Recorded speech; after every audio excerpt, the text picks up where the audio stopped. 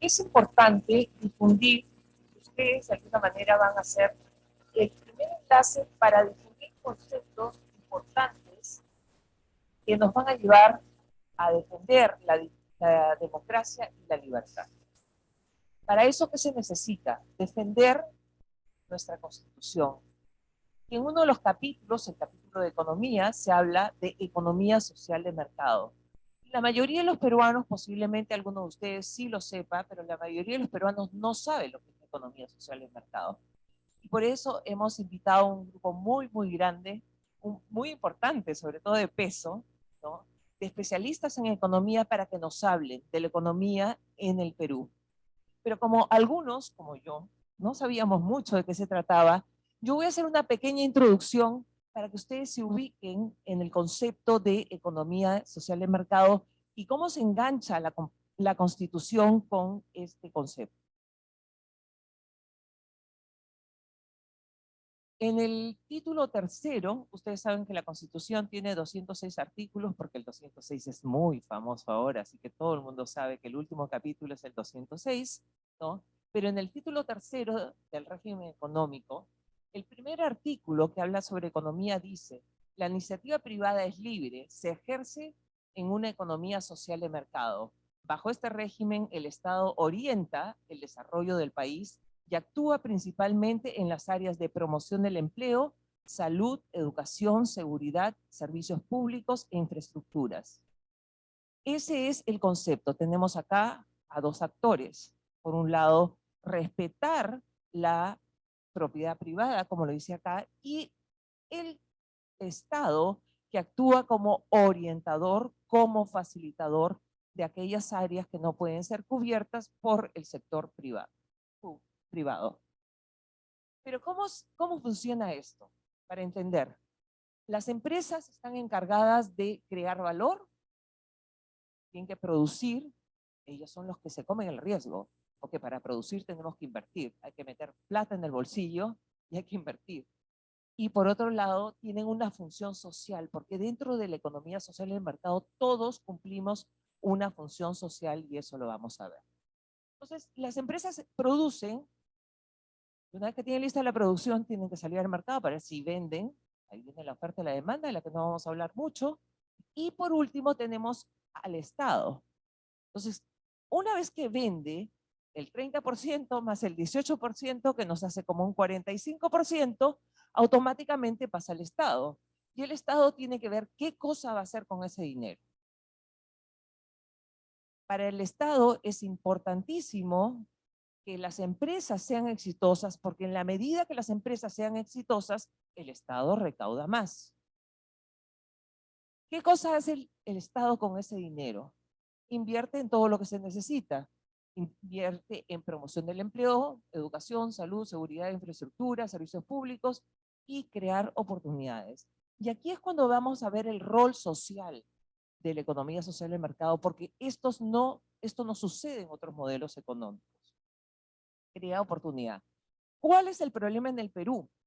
Este sistema es maravilloso, pero necesita un Estado fuerte, un Estado capacitado, un Estado que tenga conocimiento no solo del tema que está trabajando, si hablamos de infraestructura, si hablamos de educación, si hablamos de salud, sino además un amplio conocimiento del sector público, una sensibilidad para sentir los cambios que se van dando en el mercado. Los recursos del Estado, por el tema de ingresos, están todos los tributos, que no los voy a ampliar en estos temas, y por el lado del gasto, en este sistema particular, tiene que entregar subsidios, porque, como decíamos, la población, el Perú es muy variado, y esa es una de las maravillas del Perú.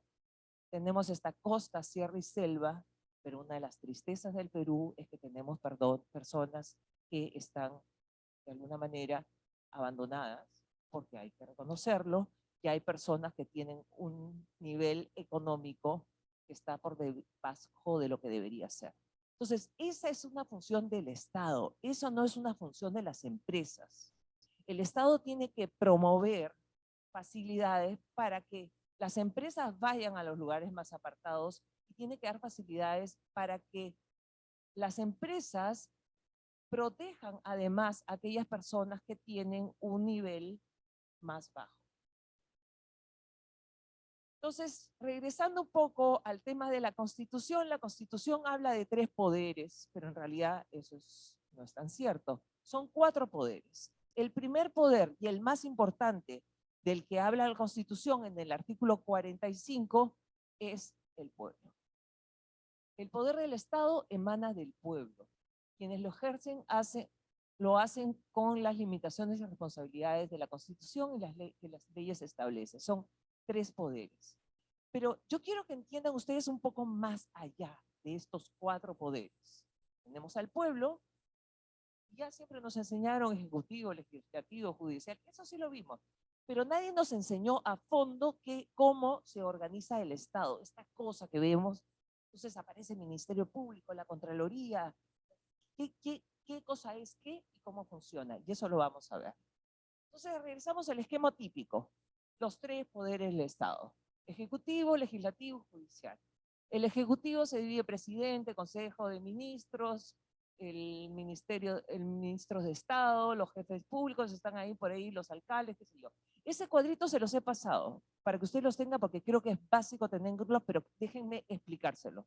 Ahí lo tienen, me parece básico que lo tengan. El legislativo básicamente es el Congreso y en el caso del Perú tenemos solo Cámara de Diputados, no tenemos Cámara de Senadores. Luego tenemos el Poder Judicial, que está en la Corte Suprema, más abajo la Corte Superior, el juzgados especializados y los jueces de paz, que no son otra persona que la persona más importante de los pequeños pueblos, son los jueces de paz. Luego tenemos el Ministerio Público, que es un ente completamente independiente y no tiene nada que hacer con el Poder Judicial. El Poder Judicial se encarga de juzgar, pero para que a ti te juzguen, a nombre del pueblo, en representación de todos nosotros, el Ministerio Público investiga. Investiga si el señor es culpable o es inocente. Entonces, acá tenemos la Junta Nacional de Justicia, que es la que decide quiénes son los jueces, o sea, quiénes nos van a juzgar y quiénes son los que van a investigar. Entonces, la función de la Junta Nacional de Justicia es importantísima. Pero si ustedes, no sé si recuerdan, en el último referéndum votamos por eliminar el Consejo Nacional de la Magistratura y se creó esta Junta Nacional de Justicia, lo cual ha sido algo gravísimo porque de un momento a otro se cambiaron 280 personas que trabajaban en el Consejo Nacional de la Magistratura, fueron despedidas y contrataron a todos nuevos contratados por el gobierno del turno.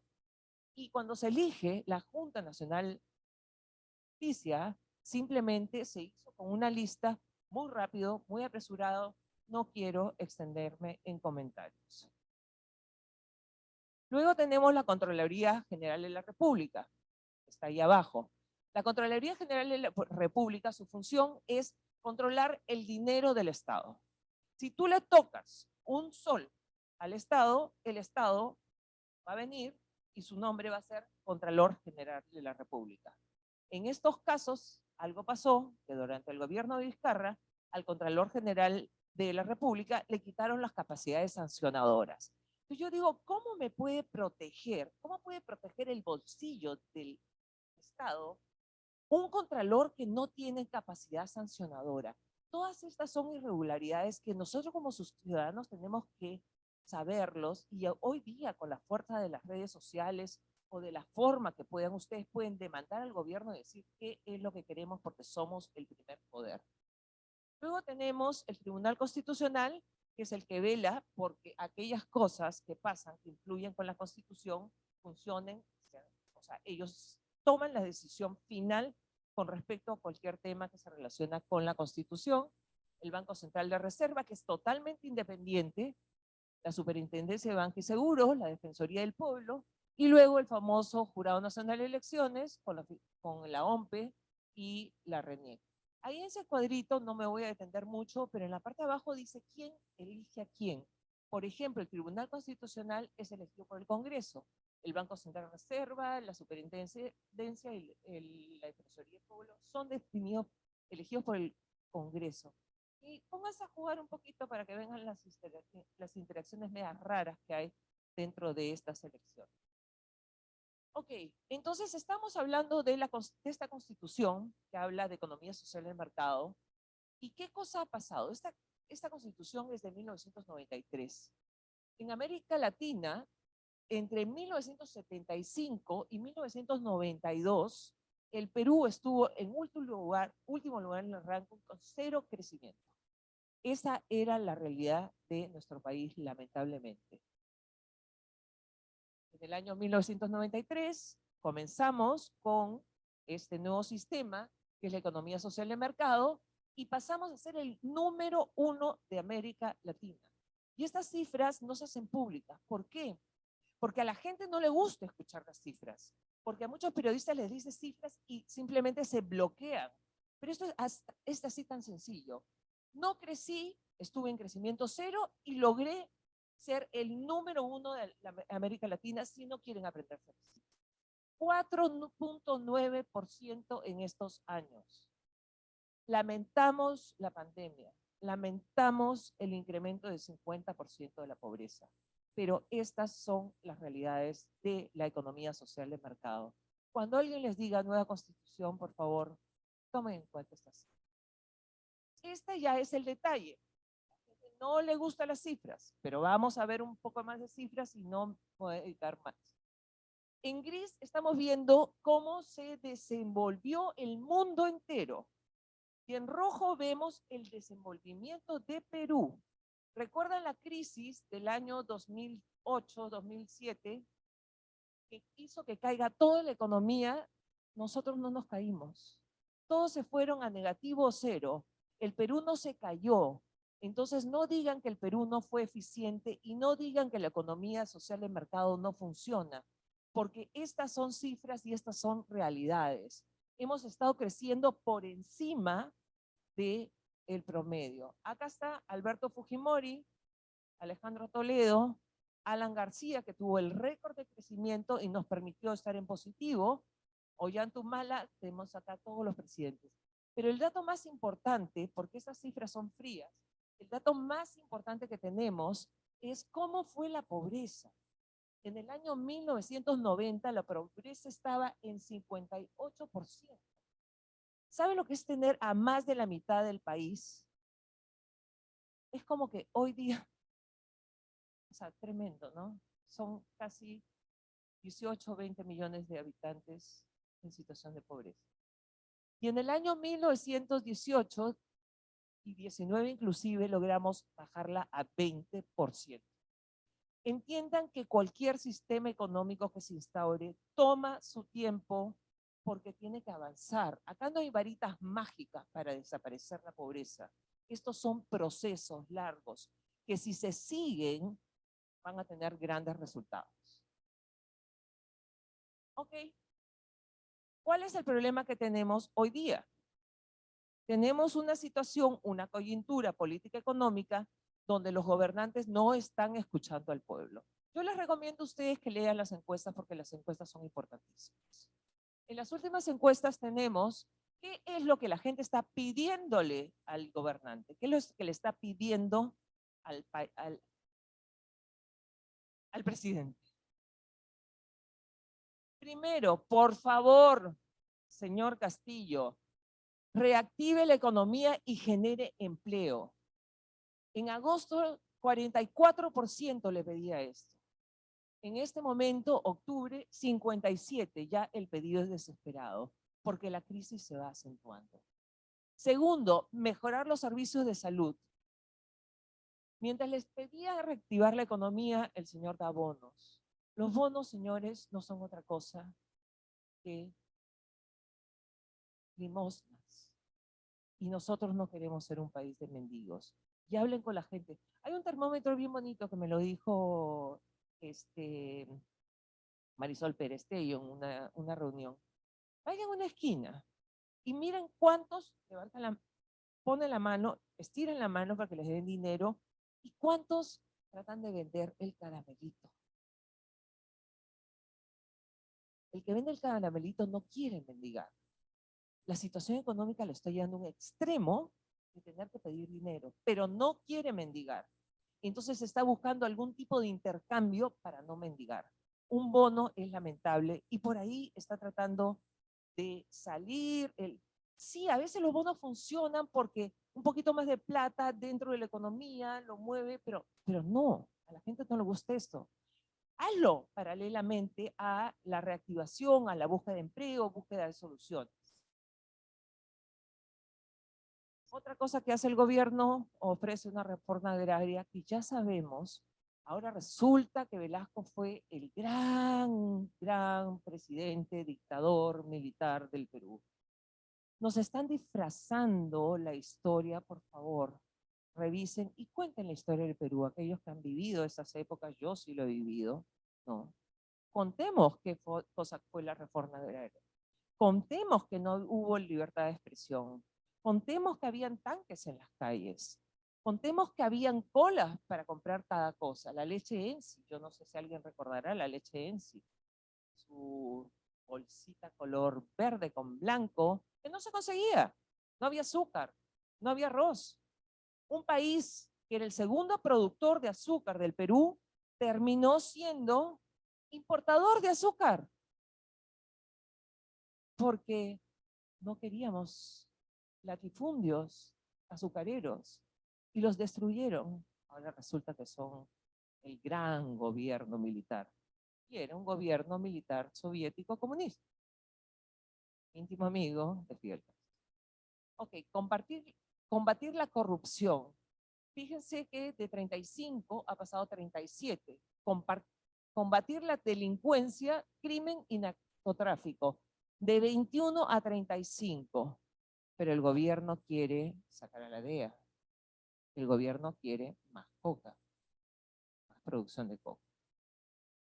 Programas para reducir la pobreza, de 18% a 31%. Eso es lo que la gente pide.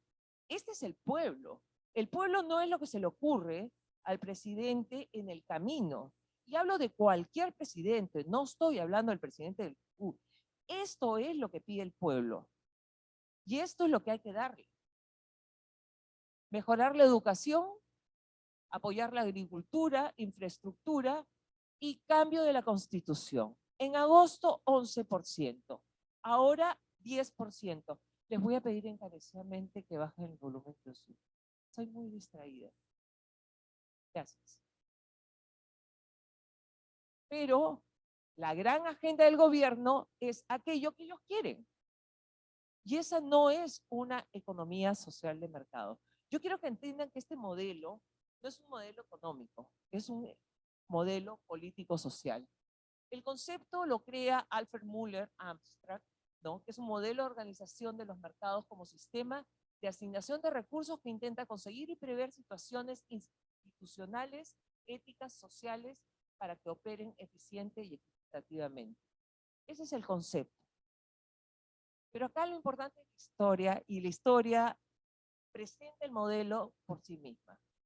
Es un grupo de economistas y estudiosos que están trabajando este tema durante la Segunda Guerra Mundial.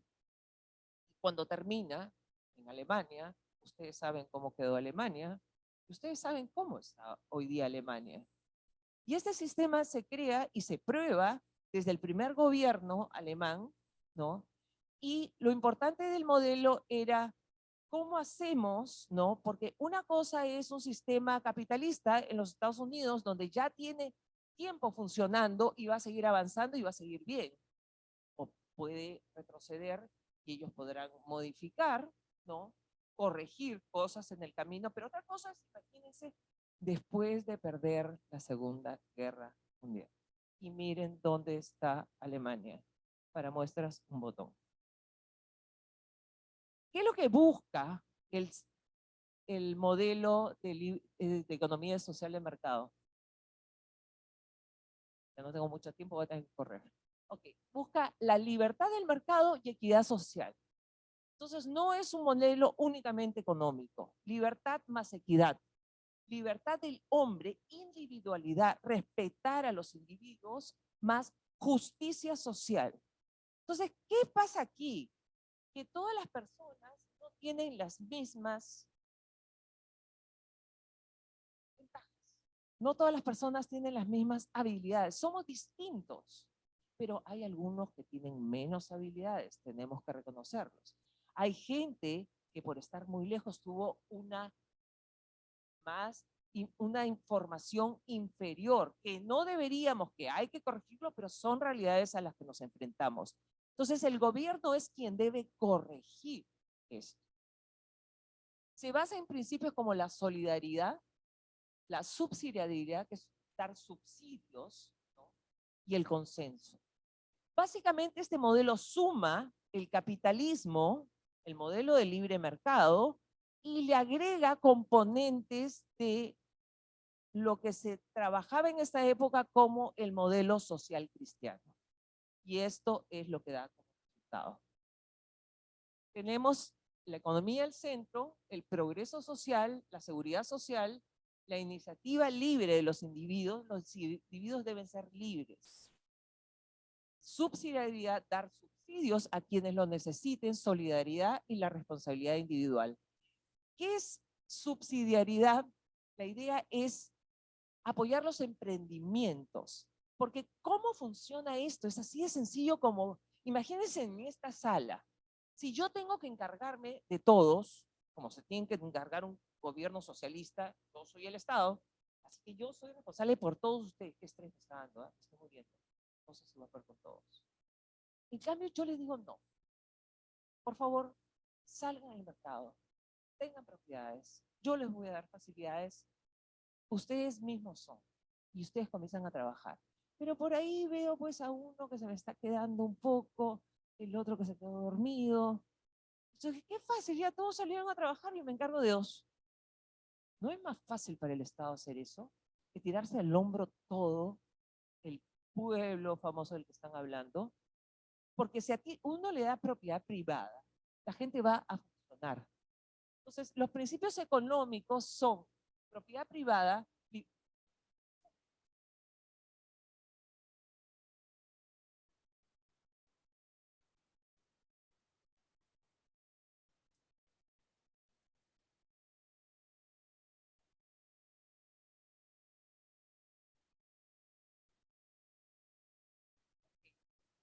propiedad privada, libertad para establecer contratos, muy importante. Si yo establezco un contrato, cúmplalo. La palabra es importante, eso me da confianza. Si el gas de Caminicea tiene un contrato, podemos renegociarlos, pero el Estado no puede hacer lo que le da la gana con nosotros. Entiendan que somos el primer poder del Estado y tenemos todo el derecho a reclamar. Mercados abiertos competitivos, precio del trabajo. Ahí donde entra un poco la parte social. Un sueldo mínimo, pues. Un sueldo mínimo, no todos son buenos. Ya, hay algunos empleadores que son malos y que se agarraría patadas. Sueldo mínimo, ¿no? La gente, solidaridad. El empresario tiene que ser solidario. El empresario tiene que acercarse a la gente. Primacía de la política monetaria, política económica estable, predecible, política de protección del medio ambiente, que son estas últimas dos variables, son variables que no son las originales del modelo, que sino el modelo está en constante cambio y se van agregando. Y yo veo acá un poco a la gente joven, ¿no? Que a veces a la tercera edad, y nos miran como diciendo, sí, pues, por tu culpa el mundo está como está. Mirando lo que ha pasado en el mundo en los últimos 60 años, 70 años, 80 años. El tema este de protección del medio ambiente no existía cuando yo nací. Sorry, chicos, sorry, Borri, pero todo lo que tienen ustedes hoy día se los hemos dado nosotros, porque los jóvenes no han hecho todavía nada más que quejarse. Y ese es otro mensaje para la juventud. Sorry, sí, sí, sí, sí, fregamos el medio ambiente. Sí, pues ya no sabía, sorry. Ok, vamos a tratar de arreglar, pero arreglar no es tan fácil, ¿no? Pero, ok, es la función hoy día y la responsabilidad de los jóvenes. Arreglar, pues, lo que hicimos mal, porque lo que hicimos bien los están utilizando. Y ese es el intercambio.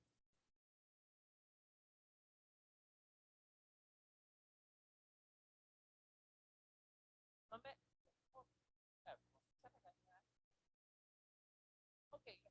económicos y rápidamente, porque ya no tengo tiempo, trabajo, tierra, recursos, capital. Estos valores fundamentales tienen que darse, tienen que respetarse, tienen que seguirse.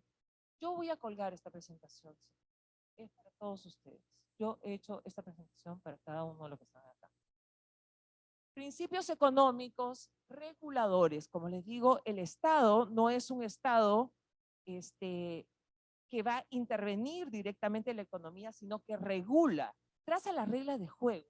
El Estado no puede hacer nada si no se crea un ordenamiento. Entonces tiene intervención y orientación, control y reducción del poder monopólico. Están prohibidos los monopolios.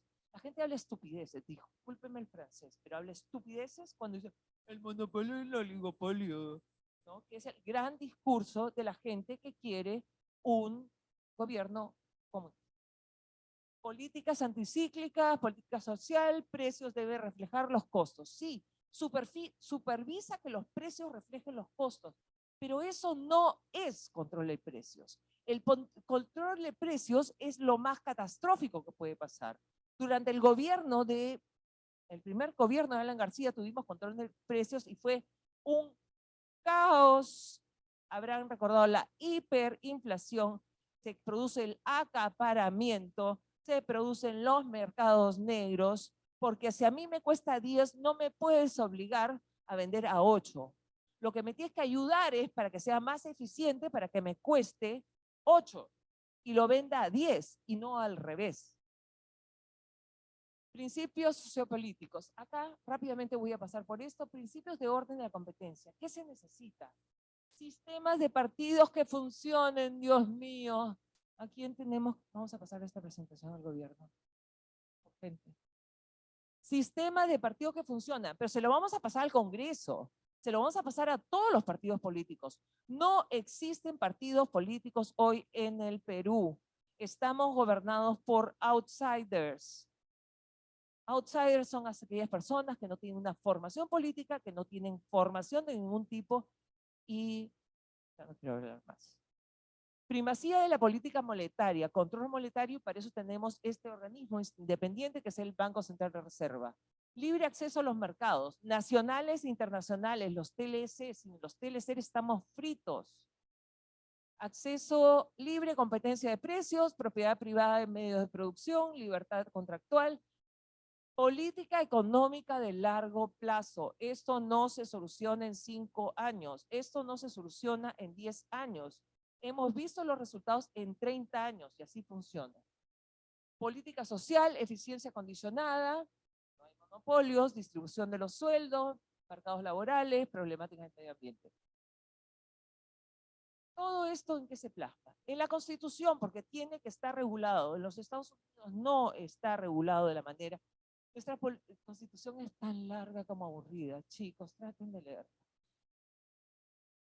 Todo esto está en la Constitución. Todo está normado, todo está arreglado y todo depende también del presupuesto público. Todo tiene que estar presupuestado. Ahora están pidiendo más presupuesto o controlar el presupuesto. En comparación con otros sistemas. El sistema neomarxista se resume en 2 cosas y no me voy a detener mucho. Ellos ven la infraestructura, que es la parte de abajo, y la superestructura, que es la parte de arriba. En la superestructura tenemos básicamente la cultura, la tecnología, todos los elementos que están relacionados con eso, ¿no? Cuando se cae el muro de Berlín se dan cuenta que no podían controlar la economía, porque el modelo, además de morir millones de personas con el comunismo, el modelo no funcionaba.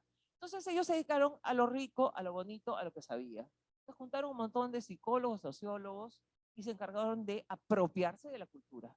Se apropiaron de los derechos humanos, se apropiaron de la ecología, se apropiaron de todo lo que suena bonito, ¿no? La igualdad de la mujer, muy importante, matrimonio gay, sí, vamos, ¿no? Abortemos, sí, todos abortar.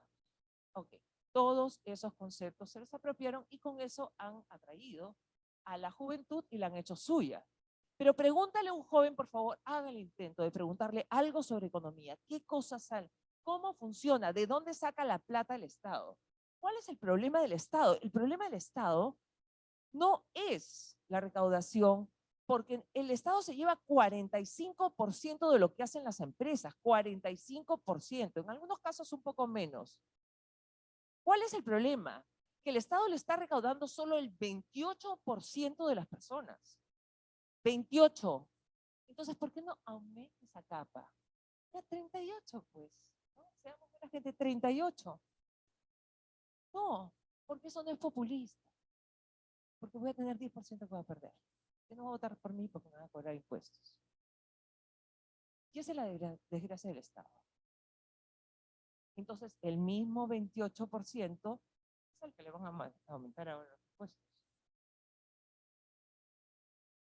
Entonces, ¿qué tenemos dentro de la composición? La empresa, el Estado, y ahora vamos a hablar de la familia. Para el sistema socialista radical que se quiere implantar acá, la familia tiene que desaparecer. ¿Por qué tiene que desaparecer? La familia, vamos a imaginarnos un caso dramático. Una madre soltera, ¿qué quiere para su hijo? Básicamente dos cosas, ¿ah? Educación y estamos hablando de señora pobre, ¿ah? Va a buscar una escuela privada, porque las públicas no la convencen. Educación y va a buscar una casa, un lugar donde vivir, un lugar donde pasar su vejez, un lugar que va a heredar su hijo. Pero la herencia no le conviene al sistema comunista. No le conviene. Y eso es lo que no quiere. La familia de repente le importa un pepino. Entonces, ¿qué hace con la familia? La tiene que destruir. Porque esa familia va a buscar una herencia para sus hijos, una mejor educación, diferente a los demás. Va a hacer que su hijo resalte y eso no quiere. Todos tienen que ser iguales. Como todos tienen que ser iguales, ninguno debe heredar. Nadie hereda, pues nada. Y acuérdense, porque está hasta en películas, ¿no? Estas familias que los hijos denuncian a los padres y llegan a torcer tanto la mente de los chicos que los niños denuncian a sus propios padres. Y acá hay videos de las cosas que están haciendo los Pipe Palomino en la selva. Estos no son cuentos. Hay que destruir a la familia. Entonces acá tenemos los dos sistemas, el liberal y la economía controlada, el socialismo. Sin competencia, libre competencia, propiedad del Estado, propiedad privada, trabajo asignado. Comenzamos a ver cada uno de los puntos. ¿Qué es lo que hace la economía social de mercado? Y así de sencillo. Lo mejor de dos mundos. Agarra lo que le gusta, porque parece que es bueno, que es la competencia, la propiedad privada, Estado responsable, individuo responsable. Agarra los dos, ¿no? Empresa, Estado padrón, y a un modelo intermedio, que es un modelo que se preocupa por el ser humano y la empresa a la vez. Es un modelo que tiene que entender que el mundo está en constante cambio, que además tiene que entender que el mundo está globalizado. O sea, el mundo está cambiando constantemente, pero en términos económicos, mirando hacia adentro, o sea, ¿qué es lo que está pasando dentro de mi país? ¿Cómo puedo mejorarlo? ¿Cómo pruebo algunas metodologías para salir adelante en términos económicos? O sea, es cansador. Es más fácil, o sea, en el sistema comunista está todo por igual. Tengo un mismo padrón para todos. En el sistema capitalista, sé libre, querido, haz lo que tú quieras, suerte. Este es un sistema que es distinto. Implica trabajo, implica seguimiento, implica estadística, implica conocimiento del país. Los elementos orientadores de la paz y bienestar social son la iniciativa privada, que ya lo hemos visto, ¿no? El régimen de propiedad que lo permita, competencia que impida la concentración de entidad. Como tiempo, vamos a pasar rápidamente y nos vamos al cuadro final. Marcos regulatorios para la confianza, y palabra que venimos escuchando y que a veces no entendemos. Y es loquísimo, ¿no? Que uno habla de economía igual números, y economía es igual a, no sé, estructuras, crecimientos, ¿no? Datos, estadísticas. Pero la economía vive de la confianza. Daba acciones de la Bolsa de Valores de Nueva York. Mi profesor que me orientaba me decía, era una irreverente, ¿no? Decía, no, la Bolsa de Valores de Nueva York es para mí como una loca histérica divorciada, ¿no? Todo lo pone histérico, ¿no? Entonces, de vez en cuando se levanta de buen humor, entonces cuando ella está de buen humor, de Nueva York, hay que ir de shopping. Pero cuando se levanta de mal humor, porque a veces la bolsa se levantó de mal humor, o sea, pero bien, bien histérica, ¿no? Ahí hay que de repente parar o tomar medidas. O sea, el mercado de un país, imagínense lo que es, si estamos hablando con la pequeña bolsa de Nueva York, ¿no? Y ahí los indicadores están todo el tiempo y tienes a disposición miles de datos, o sea, gráficos, porcentajes, comparaciones, y así hay que ver esto. Entonces, confianza. Autoridades que propicien estabilidad. Dios mío. O sea, el ABC del deporte, este cuadro, voy a pasar a Palacio de Gobierno. Autoridades que propicien estabilidad y un rumbo claro. Asegurar el derecho a la propiedad y actividades productivas. Nadie lo está asegurando hoy día. Cumplimiento de la ley, cumplimiento de los contratos, y no estoy hablando del contrato grande, estoy hablando de todos los contratos. Si yo tengo un contrato de arrendamiento, tengo que cumplirlo, aunque el Estado me cambie las reglas de juego, porque el contrato es como la palabra, y la palabra se cumple. Si no, la gente no cree en ti. En los Estados Unidos, ¿por qué funciona? Estados Unidos funciona porque en los Estados Unidos mentir es el mayor de los delitos. Acá mentir es normal. El presidente miente. Los asesores mienten. O sea, todo el mundo miente. Entonces, ese es nuestro problema. Es ético. Y este es un modelo de mercado ético. Independencia de la función judicial, muy importante. Que cada uno de los poderes sea independiente. Uno ejecute los planes, otro haga leyes, otro tiene a los jueces que van a juzgar, el ministerio de investigar, y cada poder tiene que ser independiente, cosa que no está pasando. Y esto es lamentable, pero no está pasando hoy día y no pasaba ayer y no pasaba antes de ayer. Y esto es lamentable y hay que corregirlo. Estabilidad, marcos regulatorios en la parte tributaria, regulación e independencia de las funciones de las autoridades, eficiencia de la administración pública, reducción de plazos, señales y reglas claras de juego, manejo e implementación, planes de largo plazo factibles para proyectar desarrollo sostenible para futuras generaciones. Esto no lo estoy inventando yo, esto lo estoy sacando de extractos de libros sobre economía social y mercado.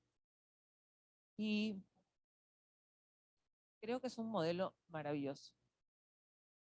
Es un modelo complicado, es un modelo que requiere esfuerzos, es un modelo que requiere de principios y valores.